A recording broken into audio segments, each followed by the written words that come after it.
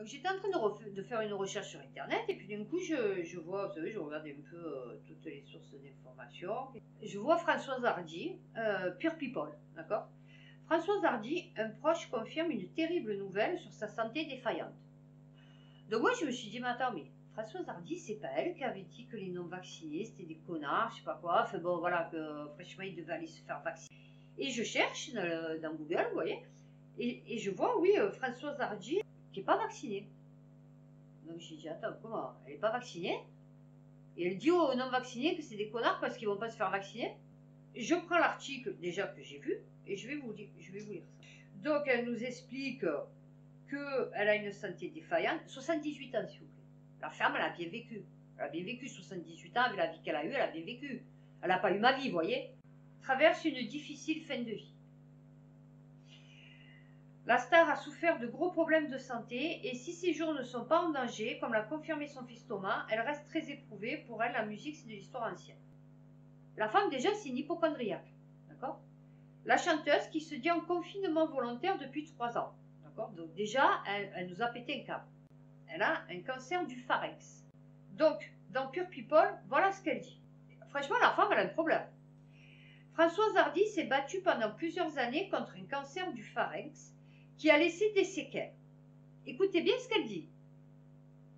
Donc là, vous vous dites, c'est le cancer qui lui a fait des séquelles. D'accord? Qui lui a laissé des séquelles. Okay.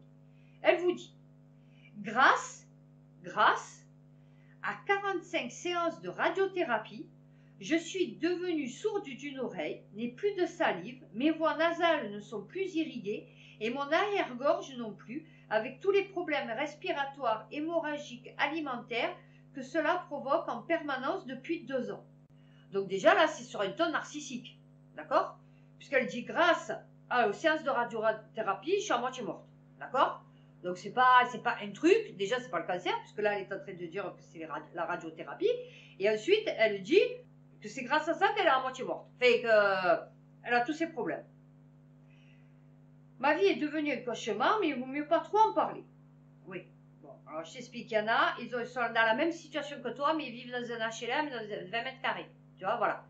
Je lis, non vacciné car immunodéprimé. Non vacciné car immunodéprimé. Elle te dit qu'elle a eu un cancer. Elle a fait de la chimio, ça l'a défoncé.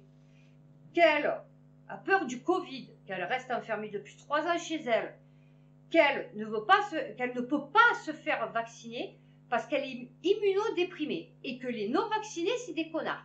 D'accord?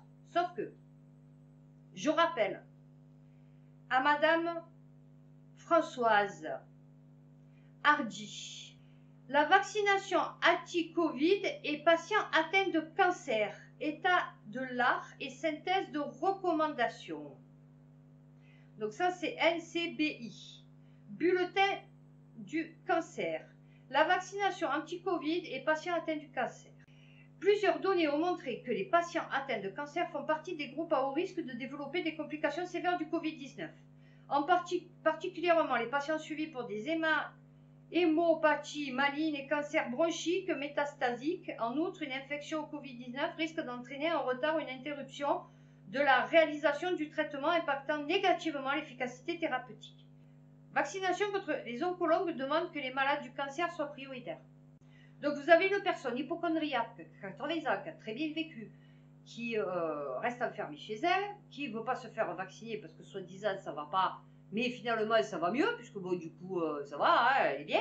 Elle lui dit que la chimio ça l'a défoncé, donc pourquoi tu l'as fait faire? Tu n'es pas obligé de te faire la chimio, donc du coup tu aurais pu te faire vacciner, tu vois? Voilà, et faire ta chimio après, ou faire ta chimio avant et après te faire vacciner si ta chimio elle est terminée. Puisqu'elle vient de dire mais 45 séances, donc c'est fini. Donc du coup maintenant tu peux te faire vacciner, tu as vu ma chérie. Donc ces patients, donc ça c'est France Info, ce sont des patients à haut risque et il est important de pouvoir les faire bénéficier du vaccin. Voilà, présidente d'Unicancer. Que ce soit, voilà, chacun fait ce qu'il veut en fait. Chacun dit ce qu'il veut, chacun invente ce qu'il veut. Donc elle n'est pas vaccinée et elle dit aux non vaccinés que c'est des enculés. Donc je vais enchaîner sur le judiciaire. Auxerre, alors ça c'est www.lyon.fr. Auxerre, l'élu d'opposition Farah Ziani soupçonné d'abus de confiance dans le cadre d'une transaction immobilière.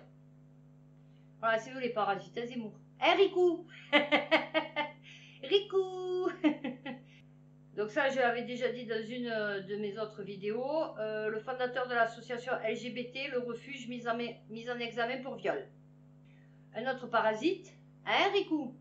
Ensuite, nous avons prêtre pédophile en Allemagne. Mise en cause, Benoît XVI rejette strictement toute responsabilité. Voilà. Responsable mais pas coupable, lui il est coupable mais pas responsable. Voilà. C'est un autre slogan, voilà, un copain Fabius sûrement. Abdelmajid Bouena, adjoint au maire PS de la ville de Saint-Denis, mis en examen pour viol et violence, notamment sur une mineure de moins de 15 ans. Voilà, encore un parasite, Riku. Bon, nous avons Jean-Jacques Bourdin, hein, tranquille. Nous avons une pétition, appel à la démission de François Crémieux, directeur général de l'assistance publique. Voilà, mesopinions.com. Donc si vous voulez la signer, hein, voilà, ça serait sympathique pour nous. Du coup, pour nous les Gaulois, parce que bon, un ex-élu d'Allo, près de Marseille, condamné pour corruption. Donc, prison ferme pour Charles Dalmasso, conseiller municipal PS d'Allo, pour avoir tenté de saboter une élection. Le député Guillaume Pelletier visé par une enquête. Le parquet de Blois a annoncé lundi 24 janvier l'ouverture d'une enquête préliminaire à la suite des révélations de Mediapart sur l'utilisation des fonds publics du député Guillaume Pelletier, porte-parole de la campagne d'Éric Zemmour. Hein, Ericou? Et alors? Tu fais pas la chasse aux parasites? Ah non. Ah. Surtout pas quand ils sont chez toi. Hein. Ça c'est sûr. L'État, Marseille, l'État condamné à verser 1000 € aux grévistes, aux éboueurs grévistes et FO. Voilà. Parce qu'ils ne sont pas capables de faire des trucs comme il faut, vous voyez, en rapport avec la loi. Donc après, on se retrouve qu'on doit payer 1000 € aux agents, là. Parce que quand ils disent l'État, c'est nous en fait. Hein. Voilà, je vous explique. Voilà, un 14 éboueurs grévistes qui avaient saisi la justice ainsi que Force ouvrière au titre des frais judiciaires. Ces éboueurs contestaient l'arrêté de réquisition des éboueurs grévistes pris par la préfecture. Voilà, le tribunal administratif rejette la requête de FO sur la forme, dans la mesure où cette décision de justice intervient alors que l'arrêté n'est plus d'actualité. Pour autant, le tribunal déplore le fait que ni la préfète de police des Bouches-du-Rhône, qui n'a produit de mémoire en défense, ni la métropole d'Aix-Marseille-Provence ne produisent aucun élément de nature à établir les risques avancés dans l'arrêté en termes de sécurité sanitaire résultat de l'accumulation des ordures ménagères. Voilà, c'est-à-dire que les mecs, ils se sont retrouvés au tribunal, ils sont même pas venus, ils n'ont même pas cherché à se défendre. Voilà, rien à foutre. Voilà, je vous dis, c'est tous les parasites.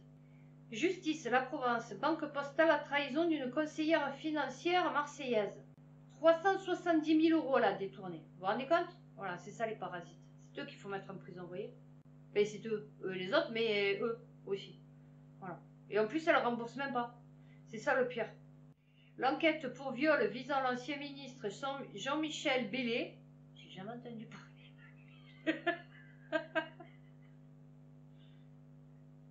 Ministre de quoi?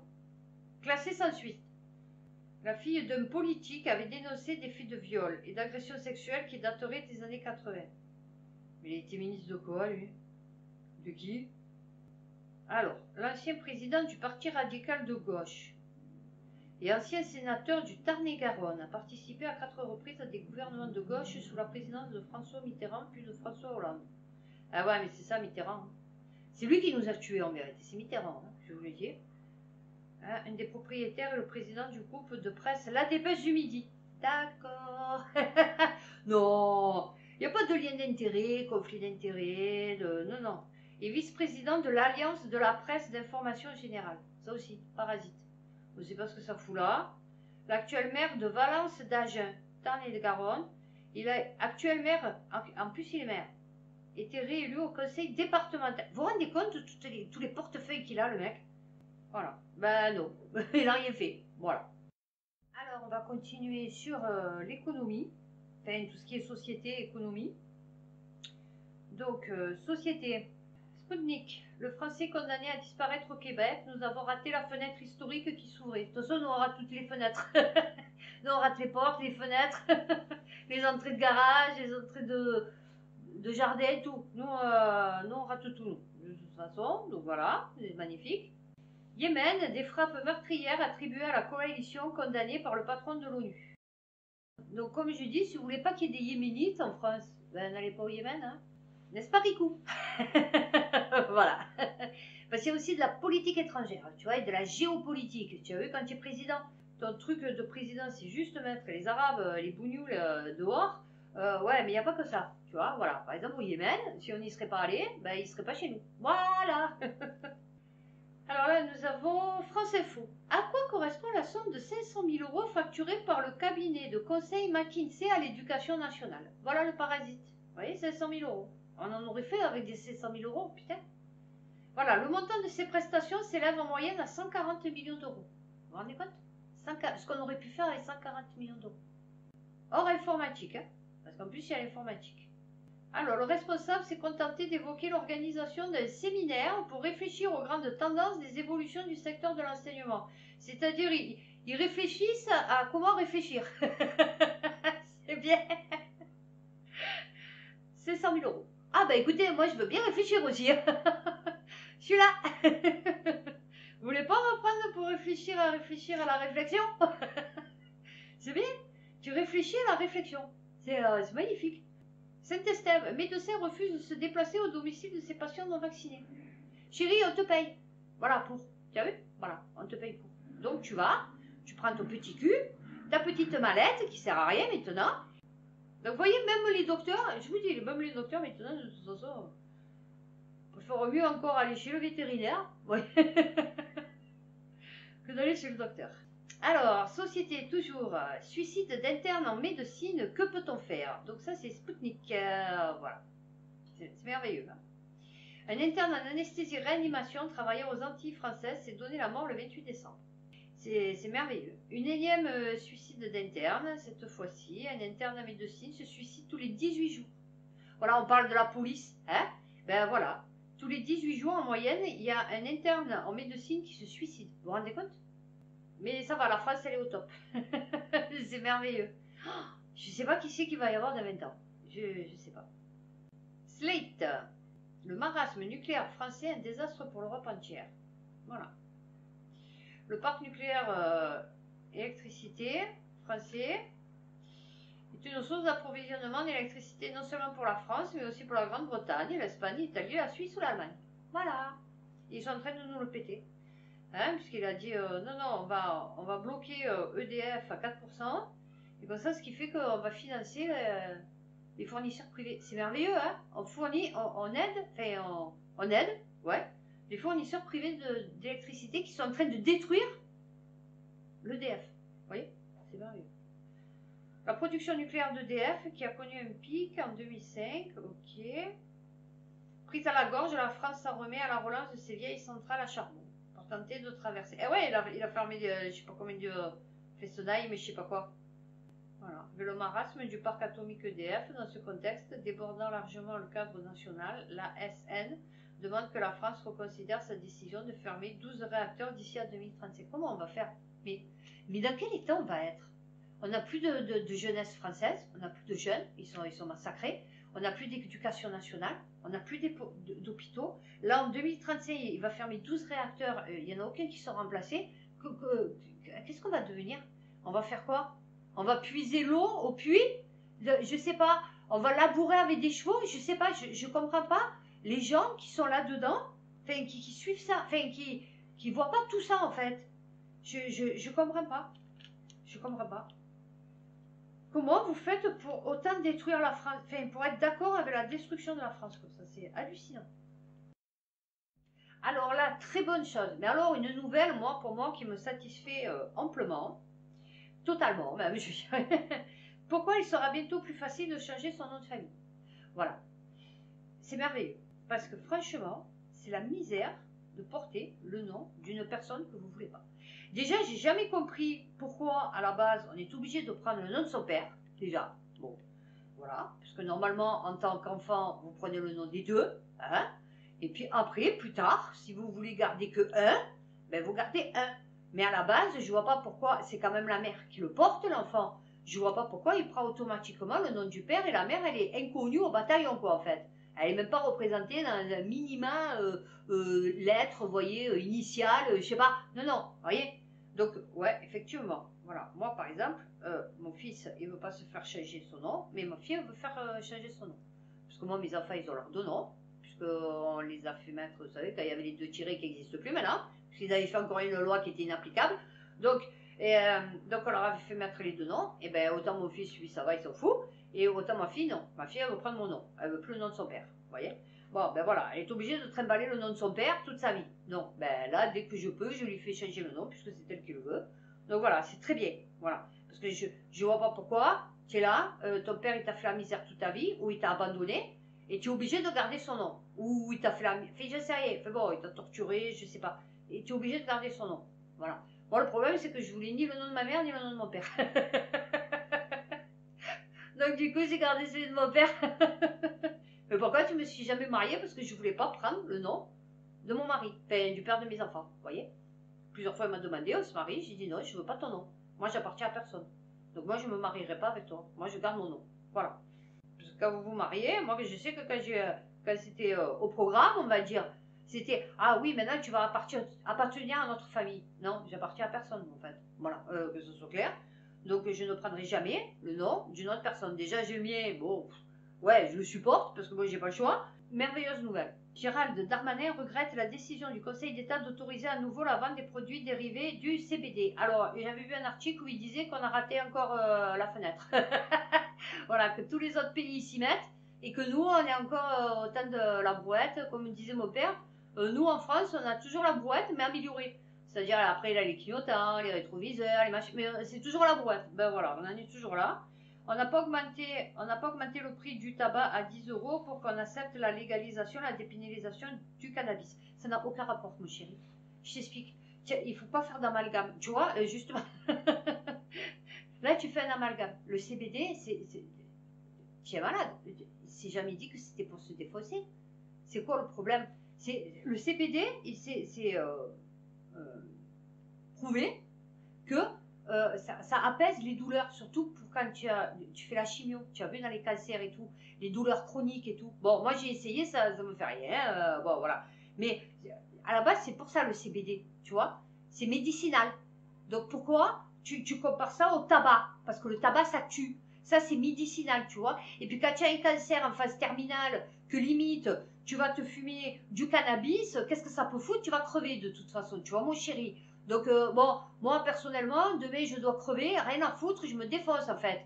Tu vois, si ça peut me soulager des douleurs. Voilà. Plutôt que de me prendre des tramadol, par exemple, qui me défoncent, mais ça me défonce mes poumons, mon foie, mes reins, mes yeux, ouais, tu vois, avec tes produits chimiques. Voilà. Donc là, si ça peut soulager des gens, voilà. Et lui, il va te comparer ça avec du tabac. Aucun rapport. Arrêtons les amalgames. Voilà. Hein? S'il te plaît. France Info. Les enfants étaient debout sur une chaise quand les contractuels appelés en renfort dans les écoles sont dépassés. Voilà, je vous ai dit, j'avais fait une vidéo sur mon ancienne chaîne qui a été supprimée, qu'ils allaient prendre des gens, des culs de jatte et des bras cassés pour remplacer tous les gens que prochainement ne voudront plus faire de travail. Genre soignants, éducation, vous voyez, association, les trucs comme ça, où il y avait des spécialités avant, où les mecs, ils étaient faits pour ça. Ben maintenant, ils vont prendre tout et n'importe quoi.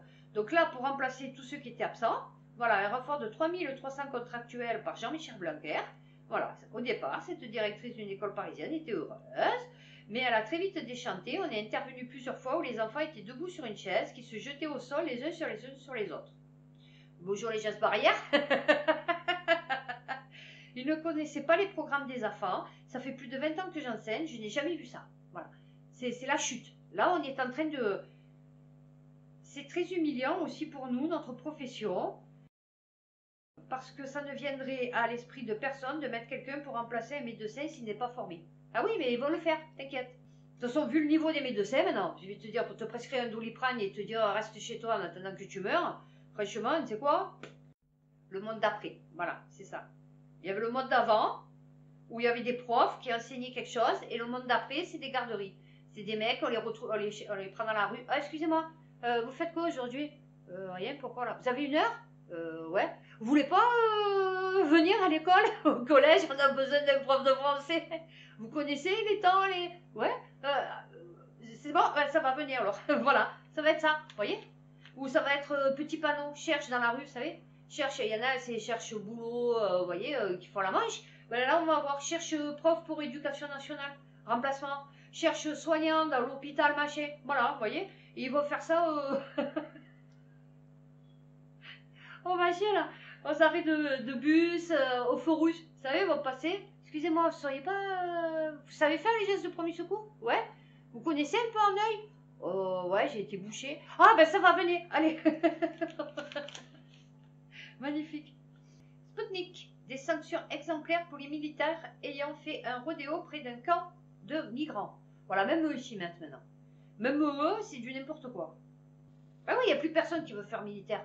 Donc maintenant, même que le mec il a des soucis psychologiques, que c'est défaussé ou que. Ben, ils vont te le prendre quand même. Voilà. Sauf que eux, ils sont armés. Vous voyez, c'est un peu comme les policiers. Donc ouais, il faut faire attention quand même. Parce que bon, on est un peu en danger. Reporter. Uranium, la face cachée du nucléaire français. Voilà, parmi ces idées reçues, l'indépendance énergétique française grâce au nucléaire. Voilà pourquoi il faut la guerre dans d'autres pays. Vous comprenez maintenant? C'est pas juste une question quand on te dit, ouais, il y a trop d'immigrants en France, mais pourquoi tu vas chez les autres? Ouais, mais parce que. Non, non, c'est pour des intérêts financiers. Voilà, c'est tout, point barre. Plus généralement, la question des mines d'uranium est un impensé. Voilà. C'est-à-dire, ah oui, putain, on a des centrales nucléaires. Ah oui, on connaît. Mais ouais, le nucléaire, il vient d'où? Est-ce que tu crois qu'on a des mines nucléaires, nous, ici? Non? Ben voilà. La France ne tient pas compte des pollutions causées par l'extraction de l'uranium à l'étranger et de leurs conséquences, notamment sur les mineurs et sur les communautés indigènes. La pollution persistante qui émane des 247 mines d'uranium abandonnées en France est également peu connue. Ah ben voyez, je viens de dire de la merde. Voilà, ben on a des mines d'uranium. Cette industrie a pourtant laissé derrière elle 200 millions de tonnes de stériles miniers radioactifs sommairement enterrés. Ceux qui prétendent que les déchets radioactifs tiennent dans une piscine olympique ne considèrent que l'aval de la production électronucléaire et oublient toutes les étapes de fabrication du combustible. Eh ouais, il n'y a pas d'énergie propre. Tout ce que vous allez construire, les barrages, il faut du matériel, des matériaux, ça prend de l'énergie, c'est de la pollution. Les éoliennes, c'est pareil, puisqu'en plus il paraît qu'il y a des métaux rares et je sais pas quoi. Les panneaux photovoltaïques, c'est pareil aussi, il faut une technologie, c'est des trucs, c'est pas obligé que ce soit recyclable, enfin, vous voyez. Donc, de toute façon, tout a un prix. Alors, à part de ne plus vivre, de tuer la population entière, je vois pas. Hein. Mediapart, l'État a fait un cadeau insensé à Bolloré. L'État acquiert pour 31 millions d'euros les installations de l'oléoduc d'Ange-Metz qu'il devait récupérer gratuitement. Voilà les parasites. Voilà où ils passent notre argent. Voilà qui c'est les voleurs ricoux. Tu as vu qui c'est qui me vole, moi? C'est eux. C'est le gouvernement. Tu vois, c'est toute leur corruption. Voilà ricoux qui c'est qui me vole. C'est pas le mineur isolé. Tu as vu, c'est pas le petit racaille. D'ailleurs, je me suis jamais fait voler. Ouais, une fois quand j'étais jeune, mais bon. Après, c'est le franc à l'époque. Donc, vous voyez. Mais voilà, c'est tout. C'est eux les parasites, tu vois. C'est eux qu'il faut que tu t'occupes d'eux. Les acteurs du tourisme pressent le Maroc de rouvrir ses frontières. Et vous allez voir, ça va faire pareil en France cet été. Les restaurateurs ils vont dire, il faut enlever le passe vaccinal. De toute façon, d'ici cet été, moi je pense pas qu'il y soit encore le passe vaccinal.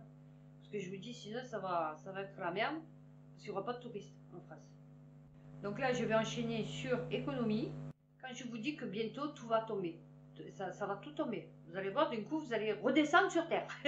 Comme je l'ai déjà expliqué, vous allez voir, d'un coup, vous allez atterrir, vous allez dire, ouh, ouais, d'accord. Ah, c'était, ah ouais, on vivait là. Vous allez voir, ça va vous faire tout drôle.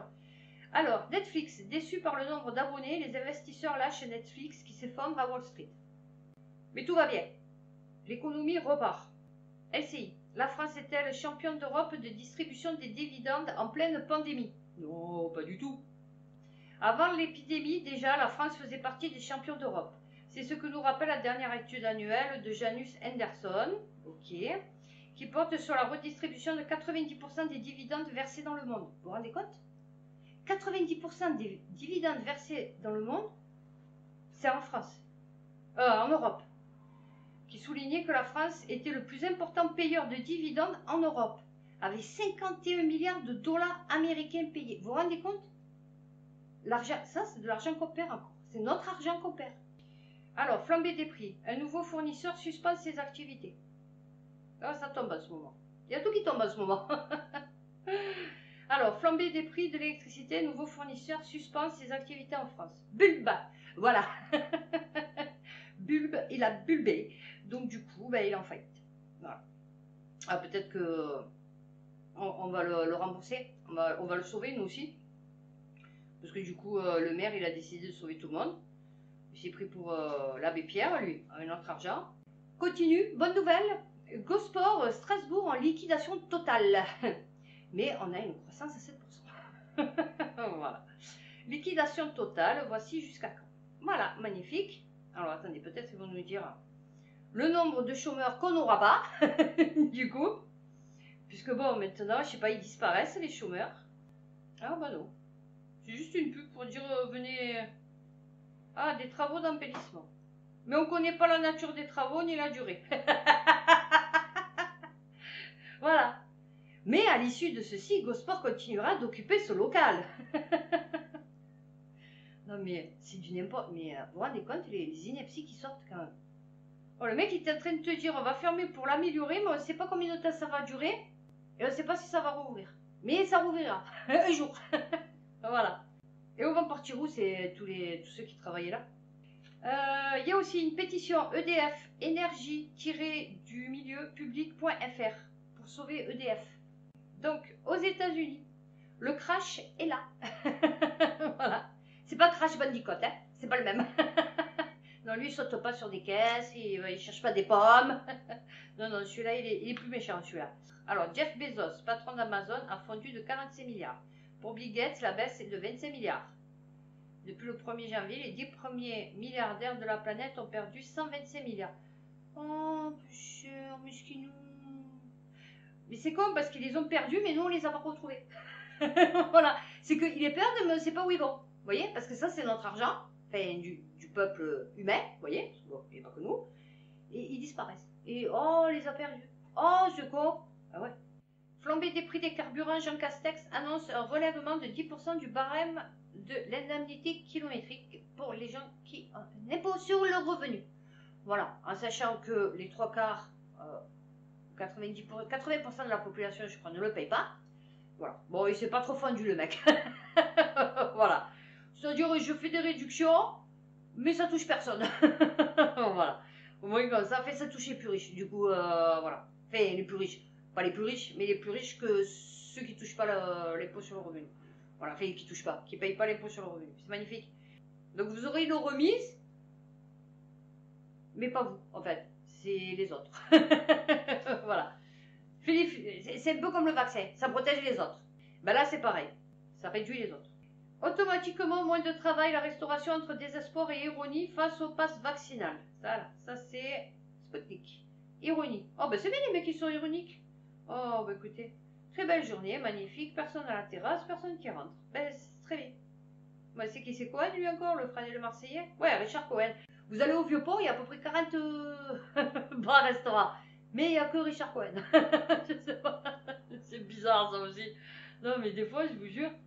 Ouais, c'est Richard Cohen. Ouais, Richard Cohen, mais qu'est-ce qu'il a, lui? Il y en a 50 millions de bars, et puis il n'y a pas que lui. Dans Marseille, putain, il n'y a que de ça. Que des bars, des restaurants, des pizzerias, des baraques à sandwich, il n'y a plus que ça maintenant à Marseille. La France doit réduire ses dépenses publiques dès 2023, préconise le FMI. RT France. À moins de 3 mois de l'élection présidentielle, le Fonds monétaire, voilà, il a dit que c'était magnifique, qu'on était merveilleux.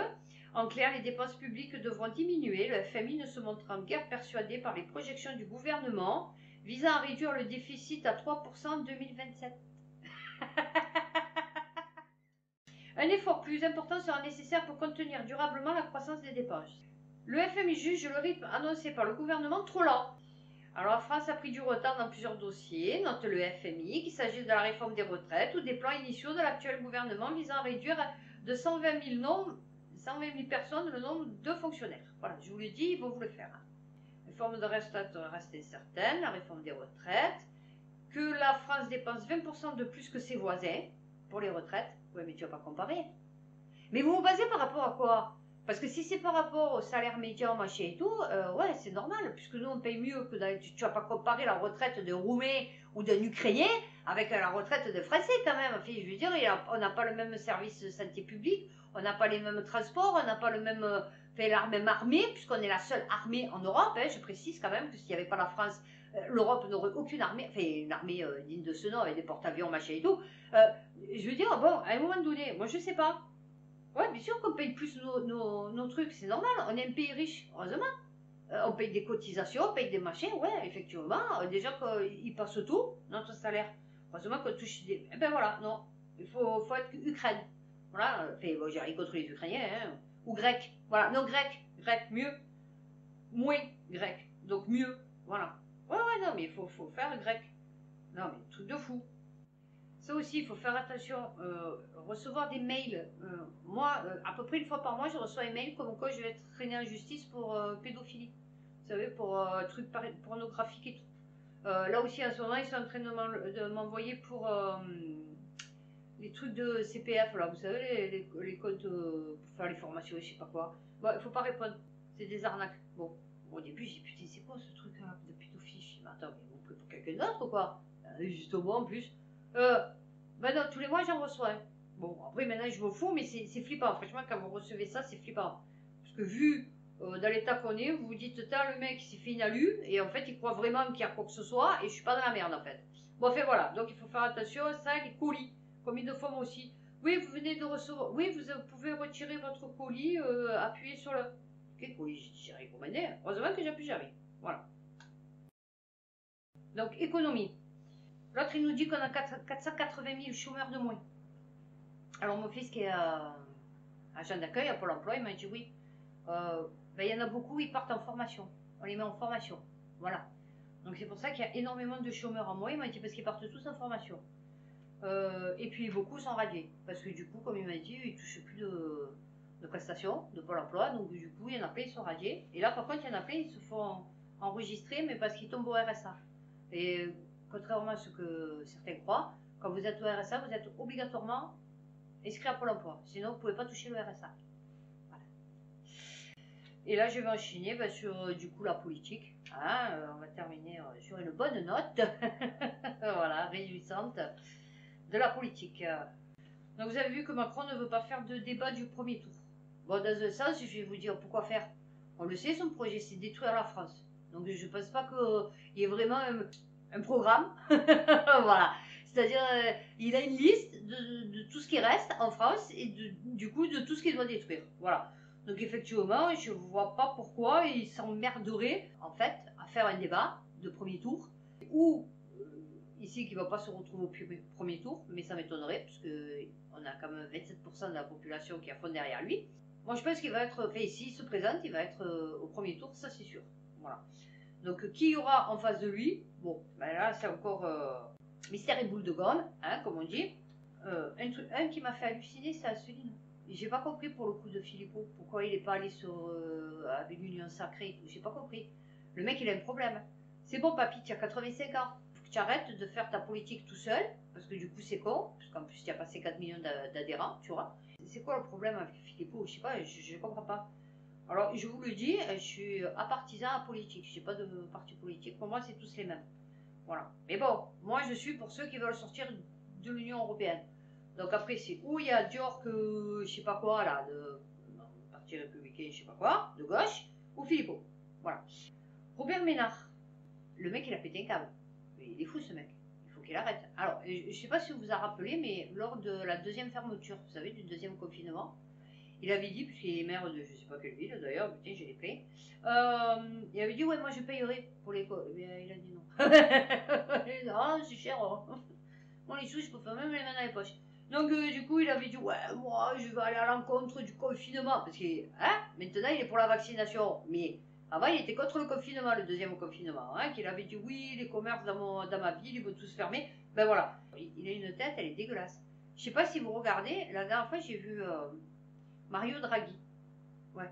Avec la présidente du FMI. Et vous regardez Emmanuel Macron. Je vous jure, c'est les mêmes. De profil, c'est les mêmes. Ils ont le même profil. Ils ont la même figure, vous savez, genre épervier, je sais pas, vous voyez, vautour, vous voyez, voilà. Franchement, c'est hallucinant. Bon fait. Alors, Ménard, il a dit, quand on manifeste, qu'on va dans le sens des gens, on est complotiste et antisémite. Quand on manifeste et qu'on va dans le sens des gens, d'accord, on est complotiste ou antisémite, ou les deux. Voilà. Et où? Vous savez, le slash et où. Voilà. J'ai pas compris. quel est le rapport, comment? Quand on manifeste qu'on va dans le sens des gens. Elle veut rien dire cette phrase. Voilà. Et donc on va finir sur Zemmour. Bien sûr, mon pote Rikou. Rikou, tu as dit que les délinquants sont des immigrés ou des enfants d'immigrés. Alors, déjà, de quelle génération? Voilà. Parce que tu sais que en 2021, nous avons des personnes qui sont venues en 1962, 67, 45, tu vois? Voilà. Donc c'est quelle génération? Voilà. Parce que quand tu as un grand banditisme, par exemple italien ou espagnol, aussi, enfin, que le mec c'est un espagnol ou un italien, tu renvoies?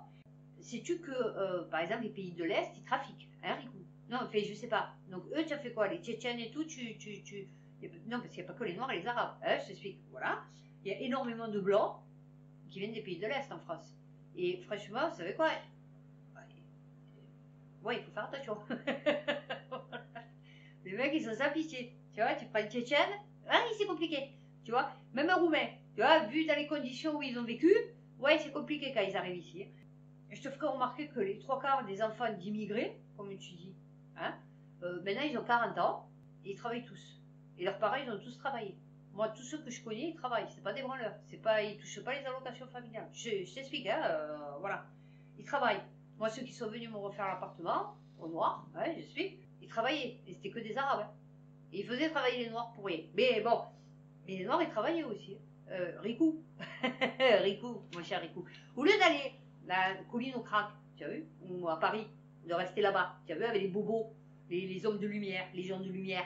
Viens un peu dans l'obscurité, tu as vu, à Marseille, au village d'irréductibles gaulois, et tu verras que devant les bricots dépôts, il n'y a que des noirs le matin, à 5 h du matin, qui attendent, et toute la journée pour aller travailler. Pour être payés 50 € de la journée, à faire un travail de merde, parce que c'est les Arabes qui les emploient pour faire du travail de merde, tu vois, voilà. Non, parce qu'il faut le dire, hein, voilà. Moi, du coup, moi, je suis pas raciste, mais bon, je dis la réalité, en fait. Donc, beaucoup d'entrepreneurs d'origine maghrébine hein, emploient des Noirs et les sous-payent. Voilà. Hein, ils les traitent comme de la merde. Non, non, mais que ça soit clair.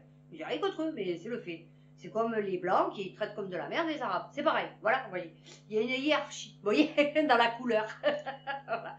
C'est-à-dire le Blanc exploite le basané et le basané exploite le noir. Voilà. Au moins comme ça, vous le savez. Il n'y a rien de raciste là-dedans. Et tu sais quoi? Si les immigrés, les enfants d'immigrés, ils auraient eu une bonne éducation nationale, qu'ils auraient un travail bien payé, ben peut-être qu'ils trafiqueraient pas, tu vois, ou qu'ils voleraient pas. Tu vois, parce que c'est plus facile d'aller voler que d'aller travailler, c'est sûr. Mais quand tu vas voler ou que tu vas magouiller et que tu te fais 40 fois plus, pas une fois, pas deux fois, pas trois fois, 40 fois plus qu'une personne qui travaille, tout ça pour qu'il sait que, de toute façon, assez, bon, de toute façon, tu fais ça pendant 10 ans, c'est tout, hein. Moi, tous ceux que j'ai connus qui trafiquaient quand ils étaient jeunes, après, à 20 ans, 30 ans, ils se sont calmés, ils ont acheté des commerces, ils ont travaillé, enfin, je veux dire, vous voyez, après, ils se calment, hein. C'est à part les irréductibles qui vont jusqu'au bout, mais sinon, les mecs, ils se calment après, hein. Comme je t'ai déjà dit, Rico, avant de t'occuper de la petite racaille pour agiter les petits nerveux et les petits les nervis, comme on appelle ici, ouais, c'est nervis, vous voyez, voilà, les petits nerveux, les petits rageux à 2 balles, là, les petits blancs cadre sup. Occupe-toi déjà de tous ces mecs que j'ai parlé là, qui ont détourné des millions et des milliards. Donc là, on sera d'accord. Donc d'abord, rétablis ton pays, fais en sorte que tous ces milliards ils restent en France, qu'on puisse vivre normalement, bien. Fais une politique pour que les parents ils puissent avoir des enfants, vous voyez, voilà, parce qu'on va en avoir besoin. Si tu veux pas faire rentrer de l'immigré, tu vois, voilà, hein, le facho, si tu fais pas de gosse, petit blanc, on va te faire rentrer des immigrés. Voilà. Donc au moins tu fais d'enfants, au plus il y aura d'immigrés. Donc réfléchis, hein, vas-y, tu as que ça à faire, il va y avoir la crise économique, il n'y aura plus de boulot, fais des gosses. Occupe-toi. Bon bah écoutez, j'espère que cette vidéo vous a plu.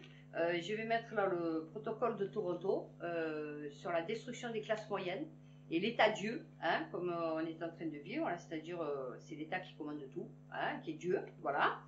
Je suis dégoûtée parce que j'ai mon disque dur où j'avais toutes mes anciennes vidéos, j'arrive plus à rien sortir, donc je vais essayer de le voir, là, je suis dégoûtée.